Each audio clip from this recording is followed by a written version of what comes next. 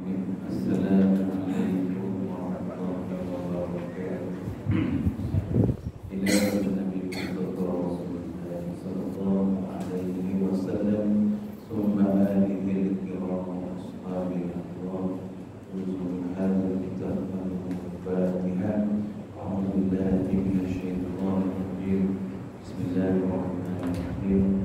Alhamdulillahi rabbil alamin. Ar-Rahmanir Rahim. Maliki yaumiddin. Iyyaka na'budu wa iyyaka nasta'in. Siratal mustaqim. Siratal ladzina an'amta 'alaihim ghairil maghdubi 'alaihim waladdallin. Amin.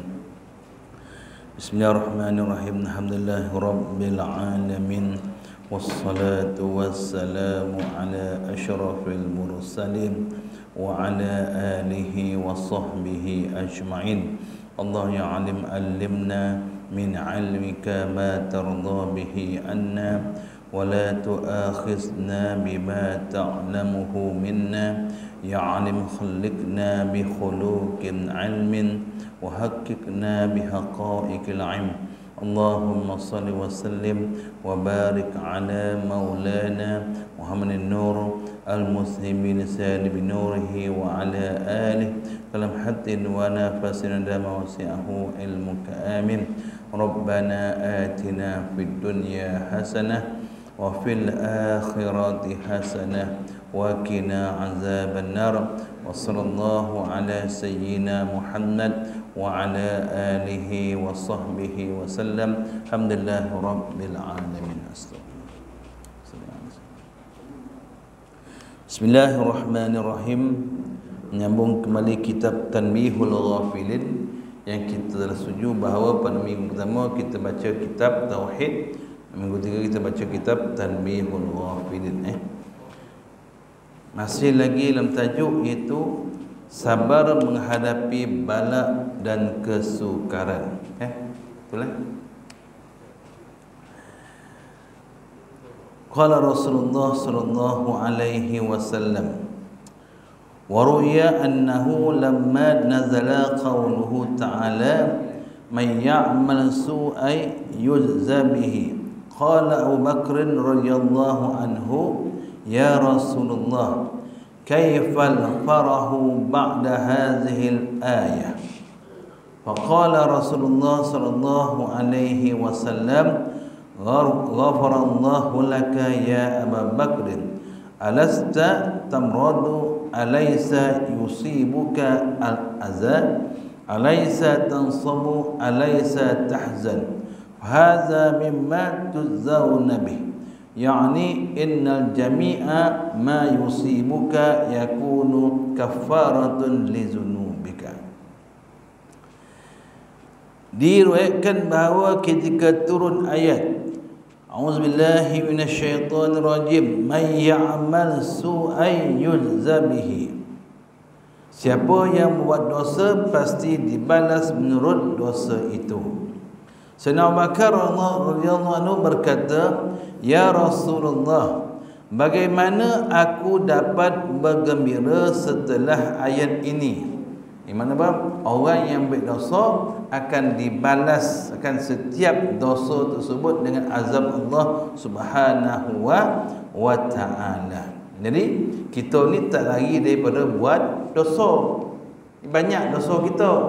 Jadi orang macam merasa takut terhadap ayat tersebut. Maka dia tanya Nabi, ya Rasulullah, bagaimanakah aku dapat bergembira setelah turun ayat ini?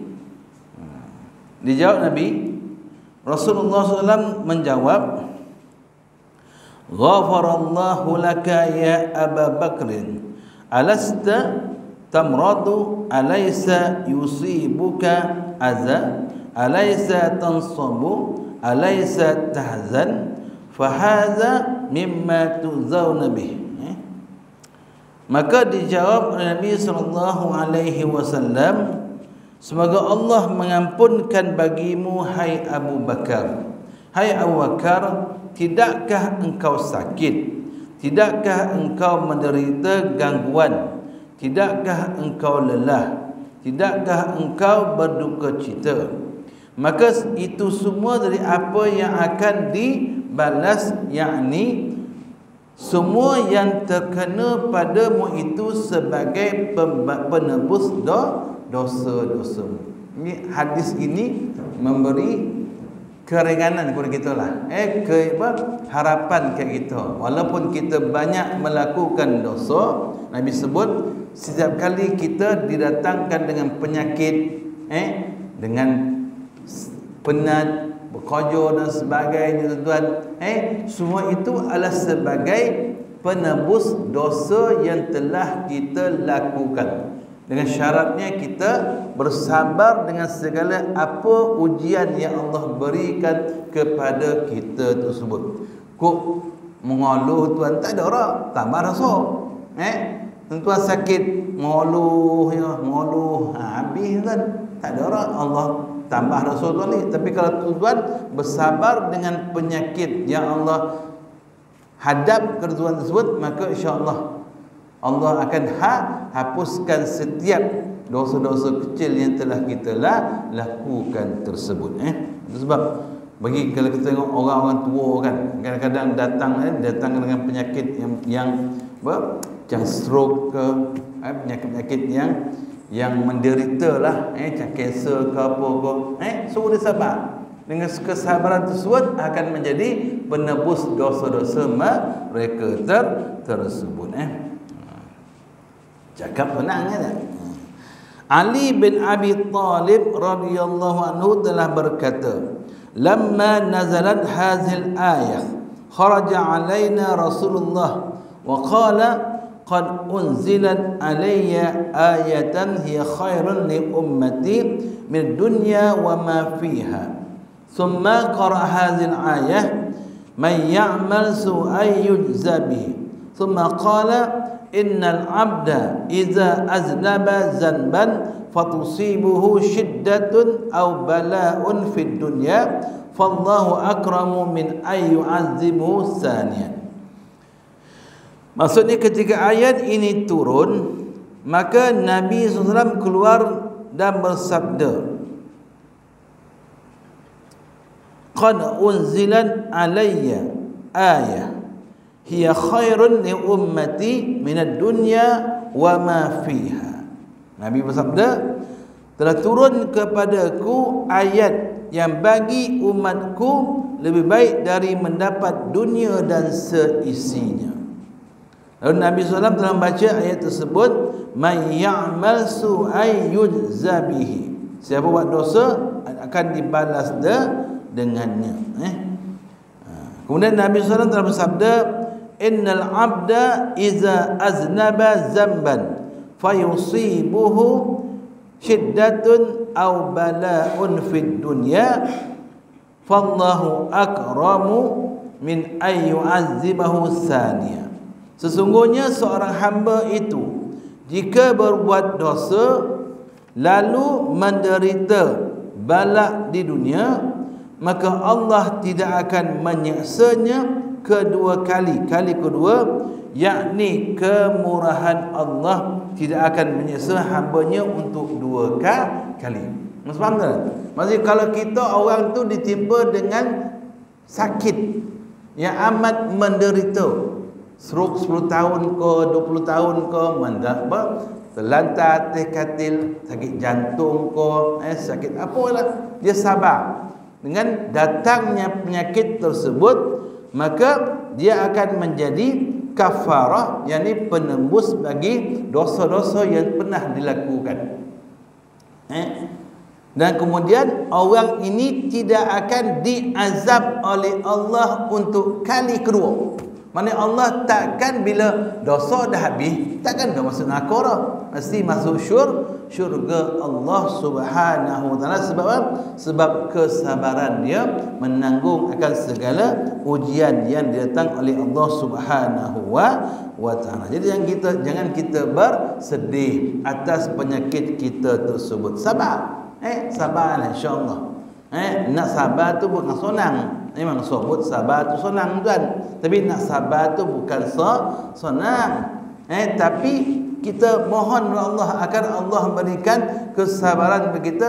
Kalau apa saja ujian yang datang kepada kita, baik kesusahan, penderitaan dari segi penyakit, kekurangan wang duit, katakan kemiskinan, mana kita bersabar dengan ujian yang Allah turunkan kepada kita tersebut, maka Allah balas dengan merasa baik di akhirat, insya-Allah.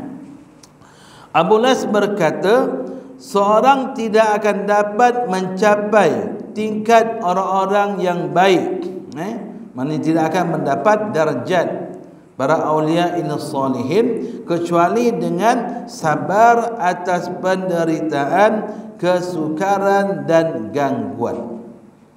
Dan Allah menyuruh Nabi SAW bersabar. Fasbir kama sabara ulul azmi minar rasul. Sabarlah sebagaimana sabarnya para rasul ulul azmi. Kan ada 5 orang kan nabi yang disebut sebagai nabi ulul azmi. Nabi Nuh, Nabi Ibrahim, Nabi Musa, Nabi Isa, Nabi Muhammad. Ni 5 orang nabi, 5 rasul yang Allah uji mereka dengan ujian yang sangat berat, yang mana mereka ini telah bersabar atas setiap ujian yang Allah berikan kepada mereka, dan Allah tingkatkan derajat mereka dan gelar mereka sebagai Nabi ulul azmi. Orang yang sangat tinggi kesabarannya.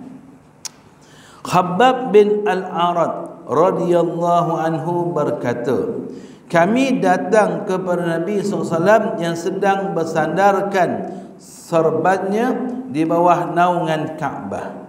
Maka kami mengeluh kepadanya penderitaan kami, dan kami berkata, tidakkah engkau berdoa kepada Allah supaya menolong kami? Maka Nabi SAW segera duduk dengan muka yang telah merah. Marahlah, merah tu maksudnya muka lah, marahlah, dan bersabda, inna man kana qablakum kana yu'ta birrajulin fayuhfar lahu fil ardi hufratun wa yuja'u bil minshar fayud'a ala ra'sihi faj'alu firqatan lima yasribhu zalika an dinihi. Nabi bersabda, sesungguhnya dahulu orang-orang yang sebelum kamu, ada kalanya seorang dihadapkan lalu digalikan tanah, dan sesudah ditanam didatangkan gergaji dan letakkan di atas kepalanya sehingga terbelah 2 badannya, dan tetap tidak berubah agama dari siksaan itu. Ini maksudnya Khabbab mengadu kepada Nabi SAW bahawa dia tahu diseksa. Khabbab ini di antara sesaat yang dia konon tuan-tuan, disebut dalam riwayat kuku dia telah dicabut satu-satu oleh kaum kafir Quraisy dengan menggunakan besi yang sangat panas. Kuku kita yang lokek ni dicabut satu-satu. Kita ronga pun dah kan sakit rasa, kita ronga pun rasa sakit. Dia orang yang menanggung lagi sakit. Maka dia ngadu Nabi, kenapa tak mohon kepada Allah agar Allah hapuskan, musnahkan orang kafir Quraisy. Jahat pun nak Nabi pun dengan keadaan yang marah berkata apa? Orang dulu lagi tahu untuk mempertahankan iman mereka. Contoh macam Nabi Zakaria alaihi salam. Menyuruh dalam pokok, digergaji oleh orang-orang Israel, Bani Israel, orang Yahudi. Gergaji Nabi Zakaria. Ketika Nabi Zakaria ingin nak sakitlah, nak kubas sakit kono gaji, ditegur oleh Jibril alaihi salam. Tetap dia tidak tak mengadu pun, tak mengeluh pun, dia sabar sampailah tubuh dia terbelah 2. Itu Nabi Zakaria ketika berumur tuan lah, umur tuan, umur 80 tahun.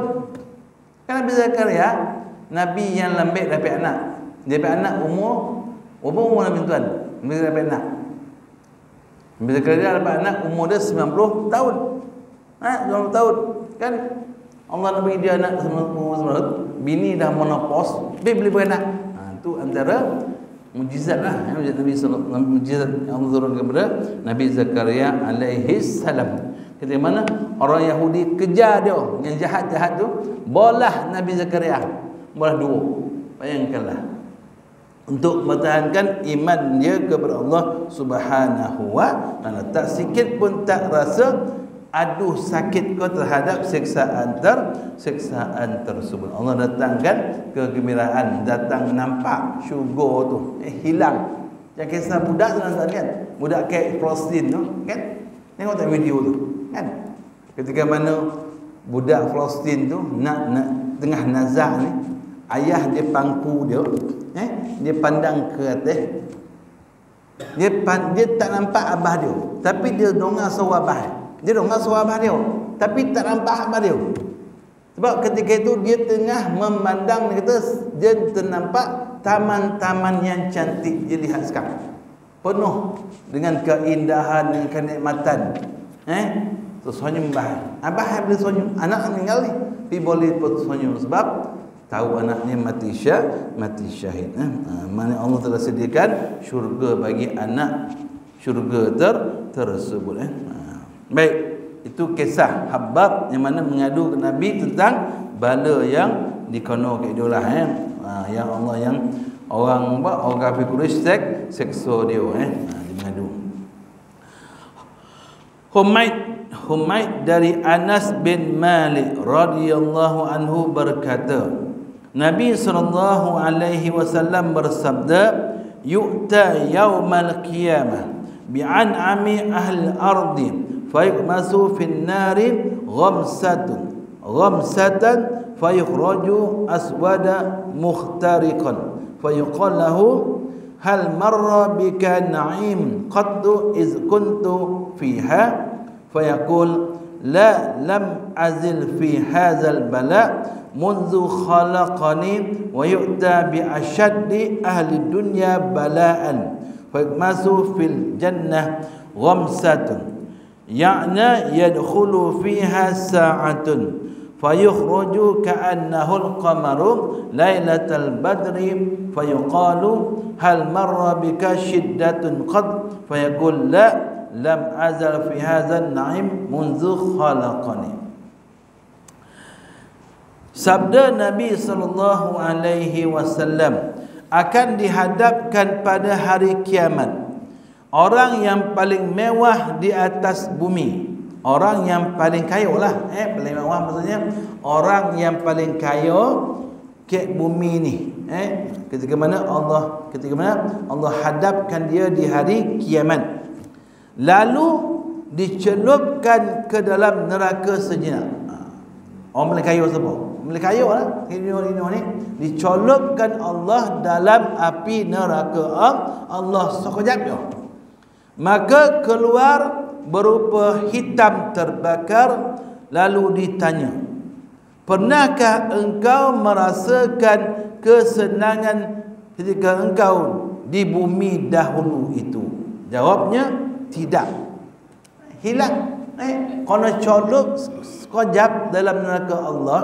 Orang yang paling kaya, paling banyak dapat nikmat tu, ke dunia ni, colok sekejap dalam neraka, keluarkan balik, tanya. Mereka tanya, pernah tak rasa nikmat ke dunia main? Jawab tak. Lupa dia. Dia pernah mendapat nikmat semasa di dunia. Sebab siksaan neraka tadi. Tidak. Saya selalu dalam bala sejak dijadikan. Dia selalu dalam kesusahan, menderita sejak diciptakan oleh Allah. Kemudian didatangkan orang dunia yang paling berat penderitaannya, lalu dimasukkan dalam syurga sebentar, kemudian keluar mukanya bagaikan bulan purnama. Lalu ditanya, pernahkah engkau merasakan kesukaran?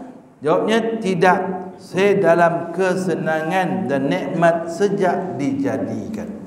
Itu jawapan orang yang masuk syurga, orang yang masuk neraka. Orang yang masuk neraka ketika mana dunia dulu selalu bergelumang dengan kekayaan, kenikmatan, bila masuk dalam neraka tak rasa, dia jawab tak pernah rasa nikmat dalam hidup sesa dalam penderitaan. Orang yang pernah derita ke dunia pula, miskin, kurang duit dan sebagainya, bila masuk syurga dia kata dia tak pernah rasa susah semenjak dijadikan oleh Allah Subhanahu wa taala. Sa'id bin Jubair dari Ibn Abbas radhiyallahu anhuma, Nabi SAW bersabda, awwalu man yud'a ilal jannah alhammadun lillah allazina yahmaduna fis sarra'i wad dharra. Pertama orang-orang yang akan dipanggil untuk masuk syurga ialah orang yang selalu memuji Allah, mengucapkan alhamdulillah atas kesenangan dan kesukaran atau kesusahan. Itu orang yang taat pada perintah Allah Subhanahu wa taala, melazimi diri dia menghabiskan usia dia, masa dia dengan apa? Dengan berzikir kepada Allah, selalu mengucap alhamdulillah, tasbih, bertakbir, bertahmid. Orang macam ni Nabi sebut orang yang pertama-tama akan dipanggil untuk masuk syurga Allah Subhanahu wa taala. Nabi Ishaq dalam kitab Durratun Nashid disebut kita tiga masa yang kita akan hadapi. Nabi Isa menyebut kita akan menempuh 3 masa. Masa yang pertama ialah masa yang telah berlalu. Masa kedua, masa sekarang, yang ada sekarang. Masa yang ketiga iaitu masa yang kita tak tahu adakah kita hidup ataupun kita telah mati. Jadi Nabi Isa pesan, gunakanlah masa yang ada sekarang ini sebaik-baik yang mungkin. Sebab kita tak tahu adakah pukul 8 adakah isyak akan kita hidup? Tak tahu. 8 adakah kita hidup? Tak tahu. Semua itu atas tangan Allah, atas izin Allah. Jadi gunakan, Nabi SAW gunakanlah masa yang ada ini dengan sebaik-baik yang mungkin. Nak kita ni sudah berada di waktu senja. Terusnya nak masuk maghrib lah, kira dah poi dah, kawan-kawan sekolah pun dah manggil lah kita, kira nampak muka tuan dulu ke apa, naik motor sebelah jalan tu, itu tak lama itu tak. Tak mau tu. Itulah kira kan, pandangnya kita. Malaikat Israel pandangnya kita. Jadi gunakanlah Nabi Isa pesan, gunakanlah masa yang ada sekarang. Yang semalam dah tak boleh apa. Dah berlalu. Nak kita sesal pun tak guna. Umur 20, 30, 40 main tak guna nak fikir. Benda tu dah berlalu.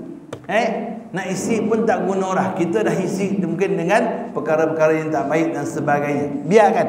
Belum. Kita hadap apa yang sekarang. Beramal sungguh-sungguh. Memoga dengan apa yang kita buat sekarang ini diterima amal kita oleh Allah Subhanahu wa taala.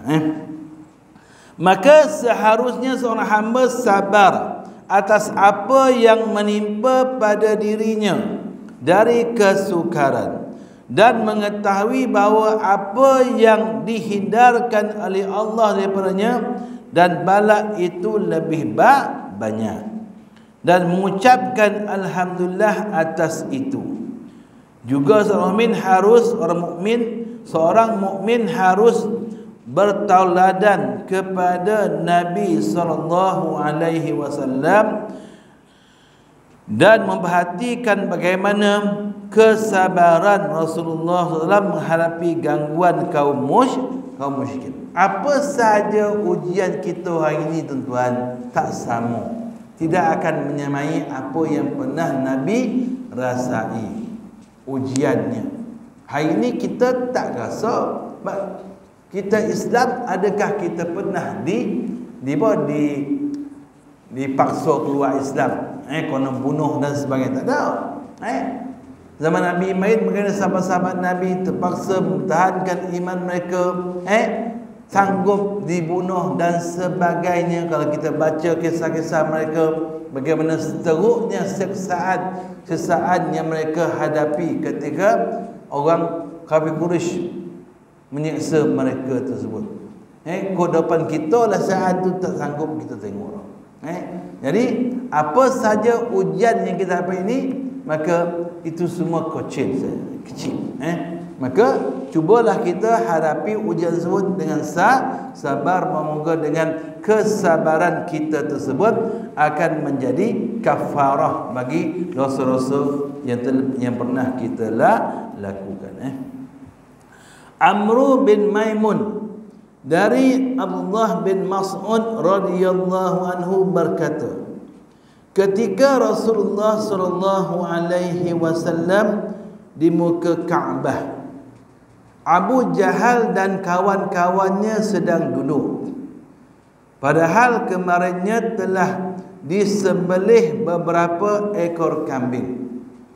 Lalu Abu Jahal berkata, siapakah di antara kamu yang mahu berdiri membawa kotoran-kotoran kambing yang disembelih kemarin untuk diletakkan di atas belakang, punggung belakang Muhammad sallallahu alaihi wasallam jika ia sujud. Ketika mana Nabi berada di Kaabah tuan-tuan, dan ketika itu Abu Jahal dan kawannya sedang berehat, berbual di Kaabah, mihrab. Dan hari sebelum tu ada disembelih berapa ekor kambing untuk dibuat makan-makan dan sebagainya. Jadi tinggallah mungkin tahi dia ke, usus dia ke, kepala dia ke, yang tak lagi ditanam. Maka ketika Rasulullah sedang beribadah, maka Abu Jahal telah berkata kepada kawannya, siapakah yang berani ambil kotoran tu letak di belakang Nabi ketika Nabi sedang sujud. Sujud.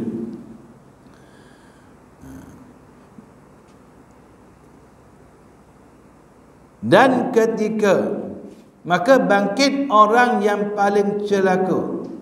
Siapa orang? Orang yang paling celaka Abu Jahal lah. Abu Jahal orang yang paling celaka, musuh Allah. Dan mengambil kotoran. Dia ambil kotoran tu, dan ketika Nabi SAW bersujud, diletakkan di belakang Nabi SAW di antara kedua bahunya. Maka tertawalah mereka. Dibuat mainlah ketika Nabi solat, diletakkan akan usus kambing kau, najis kambing kau dekat belakang Nabi sallallahu alaihi wasallam. Ibnu Mas'ud berkata, andaikan saya mempunyai kekuatan, nescaya aku singkirkan kotoran itu dari belakang Nabi sallallahu alaihi wasallam. Sedang Nabi SAW tetap sujud, tidak mengangkat kepalanya, sehingga ada orang memberitahu kepada Fatimah radhiyallahu anha. Sampai Nabi letak tu, maka Nabi tak ada buang. Nabi tetap beribadah kepada Allah Subhanahu wa taala. Jadi Ibn Mas'ud kata, kalau dia punya kekuatan, dia kalau dia kuat, dia akan buang kotoran tu. Tapi dia budak kecil. Mas'ud ketika itu masih kecil. Dia kecil, tidak ada kekuatan. Mungkin kan dilompang berjahal kan. Maka orang ada orang beritahu kepada Fatimah, iaitu putri anak perempuan Nabi sallallahu alaihi wasallam. Maka datanglah Siti Fatimah yang masih remaja putri, lalu membuang apa yang di belakang Nabi SAW sambil memaki-maki orang kafir.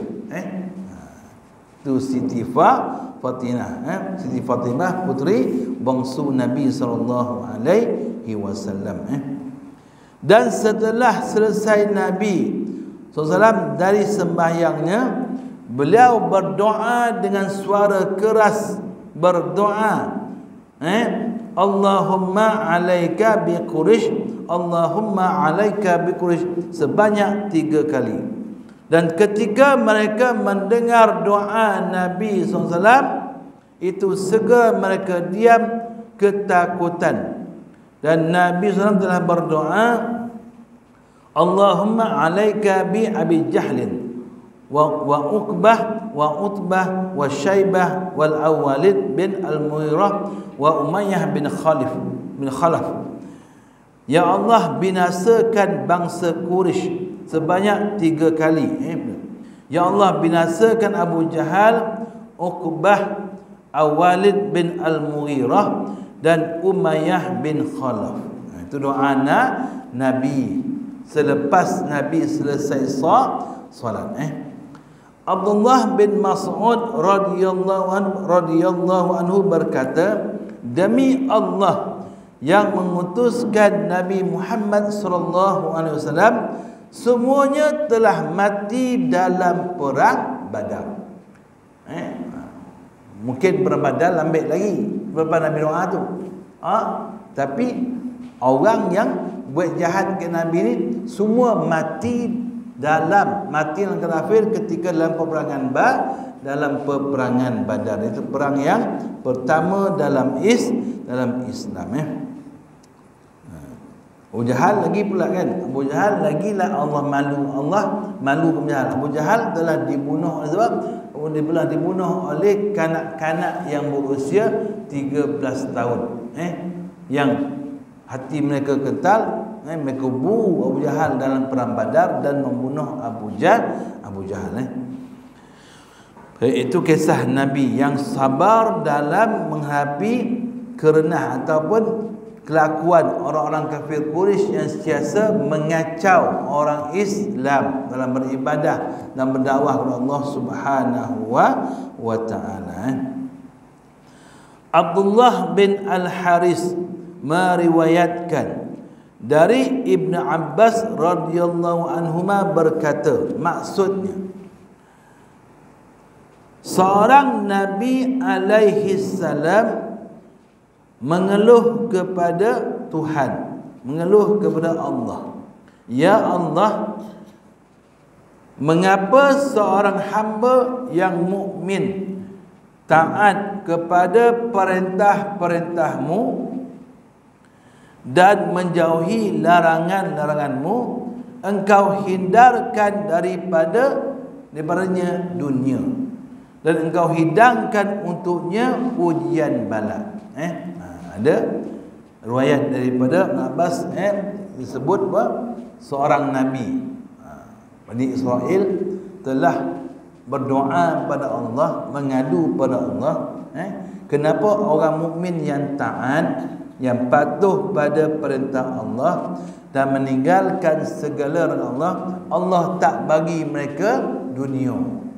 Bahkan Allah bagi kepada mukmin ni akan bala dan sebagainya. Macam ni lah. Hari ni kita tengok. Hari ni siapa boleh gayu tuan? Siapa boleh gayu? Kan? Elon Musk kan yang buat kereta apa? Kereta EV tu lah, kereta elektrik tu, Tesla tu, satu dunia. Orang paling kaya ke dunia. Nak buat apa? Nak buat lawatan ke Marih. Itulah kira. Kan orang kafir.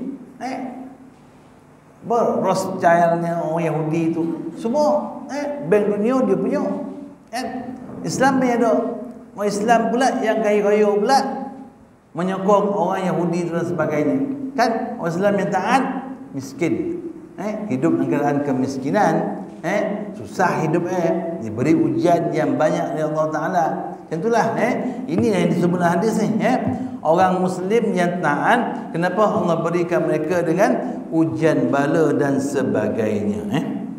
Sedang hamba yang kafir, tidak taat, bahkan melanggar laranganmu, engkau jauhkan daripadanya bala dan engkau lapangkan baginya dunia. Maka Allah menurunkan wahyu kepadanya, sesungguhnya semua hamba-Ku dan bala ujianku, dan masing-masing mengagungkan aku, bertasbih, bertahmid kepada-Ku. Maka seorang mukmin berbuat dosa dan aku hindarkan daripadanya di dunia, dan aku turunkannya bala untuk menjadi penebus dari dosa-dosanya, sehingga ia menghadap kepada-Ku dan aku membalas segala kebaikan-kebaikannya. Sedang orang kafir berbuat dosa, maka aku lapangkan baginya dunia dan aku jauhkan dari bala, sehingga menghadap kepada-Ku, maka aku balas semuanya dengan dosa-dosanya. Allah berikan ujian bala ke orang mukmin ke dunia ni sebagai apa? Sebagai kafarah terhadap dosa-dosa mereka. Bila orang mukmin ni biasa menghadap Allah Taala, maka penuh menghadap Allah dengan penuh kebaikan. Maknanya dosa tak ada. Tapi bagi orang kafir, Allah tak bagi bala. Tapi ingat, bila Allah kata maka tidak ada penebus bagi dosa-dosa mereka. Maka akhirat besar terus Allah laburkan mereka dalam neraka Allah terhadap segala kejahatan yang mereka lakukan. Jadi jangan kita bersedih dengan ujian-ujian yang datang kepada kita. Hadaplah dia dengan sabar. Abu Las meriwayatkan dengan sanad Ibnu Ahmad Abdul Wahab bin Muhammad Ar-Samarkandi dan Humaid At-Tawil dari Anas bin Malik berkata, panjang ni, maksudnya, jika Allah akan memberi seorang hamba kebaikan atau akan dijadikan kekasihnya, maka dituangkan bala atasnya dan dituangkan sederas-derasnya. Bila Allah nak jadi kita ini, kan? Allah kasih ke kita, tuan-tuan. Allah nak jadikan kita sebagai kekasih Allah. Maka Allah akan tuangkan, curahkan ujian-ujiannya kepada orang mukmin tersebut dengan sebanyak-banyaknya. Kita lihat Nabi SAW, kan? Nabi SAW merupakan apa? Nabi Muhammad SAW merupakan kekasih Allah, Habibullah. Kalau tidak, Allah tak gandingkan nama Allah dengan Nabi Muhammad dalam kalimah syahadah. Bermakna Nabi Muhammad orang yang paling disayangi oleh Allah Subhanahu wa taala. Tetapi orang yang paling banyak terima ujian, terima bala siapa? Nabi Muhammad sallallahu alaihi wasallam. Berbagai-bagai ujian yang bagi dia terima. Allah boleh, tuan. Ketika Nabi berdakwah, Allah boleh berikan timpa apa? Berikan dakwah ke Mekah tu. Semua terima dakwah Nabi boleh, tapi Allah bagi ujian, bagi Nabi susah dan sebagainya, agar dapat Allah meningkatkan lagi darjat Nabi di sisi Allah Subhanahu wa taala. Lalu bila berdoa disambut kedua kalinya, disambut oleh Allah, labbaika wa sa'daik. Tiadalah engkau meminta sesuatu melainkan aku berikan atau aku tolak darimu yang lebih bahaya, dan aku simpan di sisiku untukmu yang lebih utama. Maka bila tiba hari kiamat, dihadapkan orang-orang ahli amal, lalu ditimbang amal timbangan masing-masing. ditimbang amal perbuatannya, sembahyang, puasa, sedekah dan haji menurut timbangan masing. Kemudian datangkan ahli bala, dan bagi mereka tidak ada timbangan amal, tetapi pahala itu dituangkan sederas-derasnya sebagaimana dahulu di dunia dituangkan bala. Sehingga orang-orang yang sihat afiat itu ingin andaikan mereka digunting-gunting badan mereka dengan gunting kerana melihat pahala yang diterima oleh ahli bala itu. Maksudnya kalau ke dunia mukmin tu Allah tuangkan dengan sederas-deras sebanyak-banyaknya ujian, di akhirat besok Allah tuang sebanyak-banyaknya pahala di atas pahala kesabaran mereka tersebut. Sehingga bila orang melihat keadaan orang mukmin tersebut, mereka pun nak jadi macam mukmin tu, nak dibalakan, dibalakan mereka dengan sebanyak-banyaknya agar Allah tuangkan pahala yang banyak kepada mereka. Itulah kebenaran firman Allah, sungguh akan dibayar tunai pahala orang-orang yang sabar itu tanpa perhitungan. Faham ya? Jadi sabar di atas segala ujian Allah. Okay. Hikayat. Di masa lampau ada dua orang mukmin dan kafir. Keduanya pergi untuk memancing ikan. Si kafir jika akan mengangkat jalanya menyebut nama berhalanya, maka ia mendapat ikan yang banyak. Sedang si mukmin jika akan mengangkat jalanya menyebut nama Allah tetapi tidak mendapat apa-apa. Kemudian hampir maghrib baru mendapat ikan. Dan ketika diangkat, tiba-tiba ikan itu bergerak-gerak sehingga jatuh ke dalam air kembali. Maka kembali si mukmin tidak membawa apa-apa, sedangkan si kafir penuh jalanya dengan ikan. Maka menyesal malaikat yang menjaga si mukmin itu. Dan ketika ia naik ke langit, Allah memperlihatkan kepada malaikat itu tempat yang Allah sediakan untuk si mukmin dalam syurga. Sehingga malaikat itu berkata, demi Allah, tidak bererti, tidak ada apa-apa penderitaannya di dunia jika kelak ia akan mendapatkan ini. Juga diperlihatkan tempat si kafir dalam neraka. Maka mereka itu berkata, demi Allah, tidak berguna apa yang ia dapat di dunia jikalau ia akan kembali ke sini. Ini kisah dua orang, satu kafir, satu mukmin. Orang kafir tadi menjaring ikan sambil menyebut nama berhala dia untuk dapat berkat dan orang mukmin tu pun jaring ikan dan menyebut nama Allah Subhanahu wa taala. Jadi orang kafir tu dapat ikan banyak, orang mukmin tu tak dapat apa. Nak maghrib pun dapat ikan seekor, dapat ikan seekor pula jatuh balik ikan tu dalam kolam tu. Kebalikan, baliklah dia ke rumah dengan tangan kosong. Maka bila malaikat melihat, malaikat macam apa? Malaikat macam menyesal lah tengok. Apa salah orang kafir ni dapat banyak ikan, orang mukmin tak dapat. Maka Allah kata apa? Kamu lihat di manakah kedudukan orang mukmin tu dan di mana kedudukan orang kafir tu. Maka tengok, orang mukmin tu tempat dia dalam syurga, kafir tu dalam neraka. Jadi mereka berkata tak gunalah apa yang dapat kafir tu. Tak boleh bantu dia ke akhirat pun. Sebab tempatnya dalam neraka. Orang mukmin tu pula walaupun dia tak dapat apa dunia, akhirat besok dia akan dapat syurga Allah Subhanahu wa ta'ala.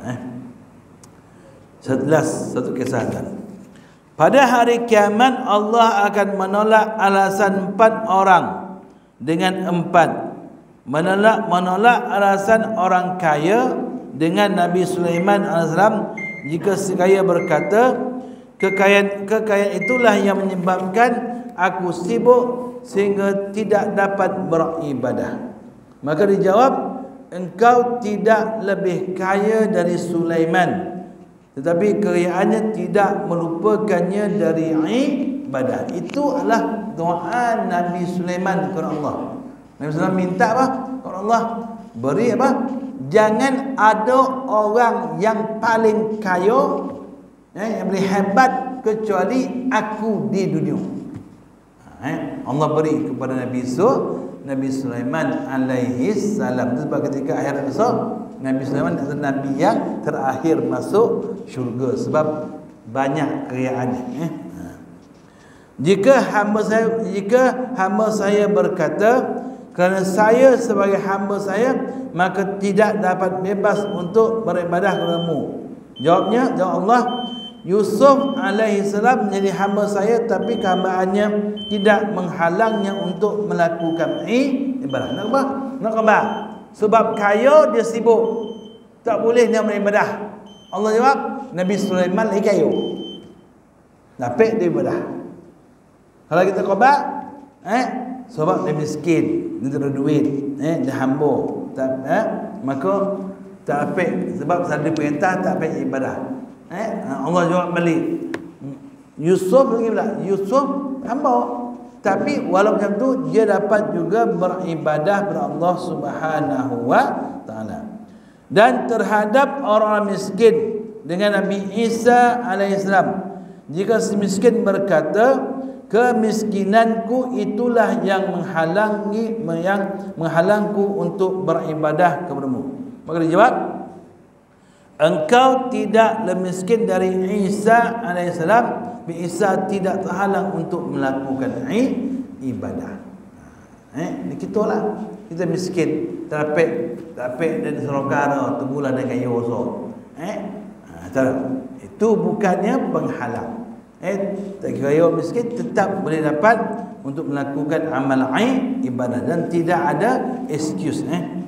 Dan terhadap orang sakit dengan Nabi Ayyub alaihissalam, jika sakit berkata, penyakitku itulah yang menghalang aku untuk beribadah, maka dijawab oleh Allah, penyakitmu itu tidak lebih berat dari penyakit Nabi Ayyub alaihi salam, tapi ia tidak terhalang untuk beribadah kepadaku. Nak sebut tidak ada alasan kita untuk tidak melakukan ketaatan kepada Allah. Kaya ke, miskin ke, sakit ke, hamba ke, Nabi-Nabi dulu semua dapat melakukan ibadah pada Allah Subhanahu wa taala. Sehingga tidak ada alasan bagi orang yang akan beralasan di sisi Allah pada hari kiamat besok. Jadi kesimpulan tuan-tuan hari ini, kita diminta, kita dinasihat, kita disuruh oleh Allah agar sabar terhadap apa yang Allah berikan ujian kepada kita. Dan ingatlah bahawa setiap kesusahan itu, setiap ujian itu, setiap kesakitan itu merupakan kafarah dosa yang kita lakukan kepada Allah Subhanahu wa taala. Semoga besok bila kita bertemu Allah, tidak ada lagi dosa-dosa kecil yang dihadapkan kita. Semuanya telah dibersihkan sebab kita sabar dalam menghadapi setiap ujian Allah Subhanahu wa taala. Wallahu a'lam. Bismillahirrahmanirrahim. Alhamdulillahirabbil alamin, wassalatu wassalamu ala asyrafil mursalin wa ala alihi wa sahbihi ajma'in. Ya alim kulla ulum, ya sami' du'al mazlum, لا تجعل في مجلسنا شقي ولا محروم ربنا آتنا في الدنيا حسنة وفي الآخرة حسنة وقنا عذاب النار وصلى الله على سيدنا محمد وعلى آله وصحبه وسلم الحمد لله رب العالمين تقبل الله منكم